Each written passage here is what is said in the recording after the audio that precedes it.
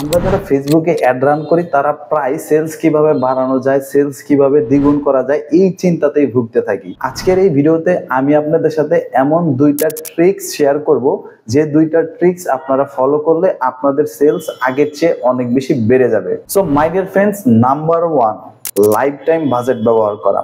Life time budget এবং daily budget এই দুইটা বাজেটিং অপশন কিন্তু ফেসবুক অ্যাড ক্যাম্পেইনের মধ্যে আছে। সো আমরা বেশিরভাগ বিগিনার যারা আছি তারা কি করি, তারা হচ্ছে ডেইলি বাজেটটা ব্যবহার করি। সো ডেইলি বাজেটটা ব্যবহার করার অসুবিধাটা হচ্ছে, যখন আপনি একটা ডেইলি বাজেট দিয়ে ক্যাম্পেইন রান করেন তখন ফেসবুকের উদ্দেশ্যটা কি থাকে, কিভাবে দিনটাকে পার করা যায় এবং সে আপনার কাছ থেকে বাজেটটাকে কেটে নিতে পারে। কিন্তু আপনি সেম যখন ওই ক্যাম্পেইনটাই লাইফ টাইম বাজেট দিয়ে করেন, এখন লাইফ টাইম বাজেট করলে সেটা কিন্তু একদিনের জন্য করা যায় না, সেটা একাধিক দিন, সেটা 2 দিন, 5 দিন, 10 দিন, 1 মাস, অর্থাৎ অনেক দিনের জন্য আমরা কি করি, লাইফ টাইম বাজেট দিয়ে ক্যাম্পেইন রান করি। তো যখন আপনি অনেক দিনের জন্য লাইফ টাইম বাজেট দিয়ে ক্যাম্পেইন রান করেন তখন সুবিধাটা হয় কি, ফেসবুক করে হচ্ছে যেই দিন আপনার ভালো রেজাল্ট আসে সেই দিন সে হচ্ছে সবচেয়ে বেশি ডলার কস্ট করে বা খরচ করে, আর যেদিন হচ্ছে আপনার সেল কম আসে, যেদিনকে আপনার মেসেজ কম আসে সেই দিন হচ্ছে সে সবচেয়ে কমসে কম বাজেটটা ইউজ করে। এতে কি হয়, আপনার অপটিমাইজেশনটা ফেসবুক নিজের হাতেই করে নেয়। সো এর জন্য আমরা সবসময় চেষ্টা করব ডেইলি বাজেট ব্যবহার না করে লাইফ টাইম বাজেট ব্যবহার করার। নাম্বার 2, মেসেজ ক্যাম্পেইন রান করলে হোয়াটসঅ্যাপে মেসেজ ক্যাম্পেইন রান করা।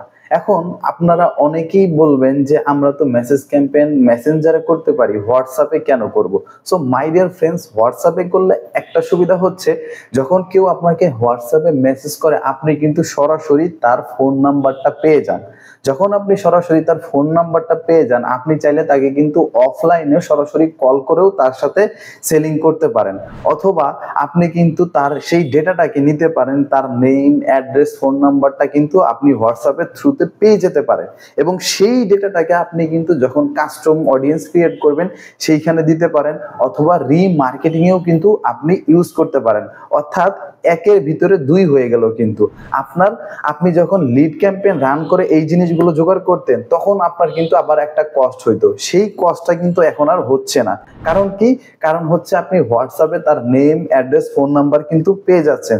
সো আপনারা যারা ফেসবুকে মেসেজ ক্যাম্পেইন রান করবেন আপনারা চেষ্টা করবেন যে হোয়াটসঅ্যাপে মেসেজ ক্যাম্পেইন রান করার, কারণ হোয়াটসঅ্যাপে মেসেজ ক্যাম্পেইন রান করলে আপনি কাস্টম অডিয়েন্স ক্রিয়েট করার পাশাপাশি অফলাইন মার্কেটিং এবং হচ্ছে তাদেরকে রিমার্কেটিংও আবার করতে পারবেন। সো এই টিপস দুটো যদি আপনারা ফলো করে আপনাদের ফেসবুক অ্যাড ক্যাম্পেইনের মধ্যে ইউজ করেন, আশা করি আপনারা আগের চেয়ে ভালো রেজাল্ট পাবেন।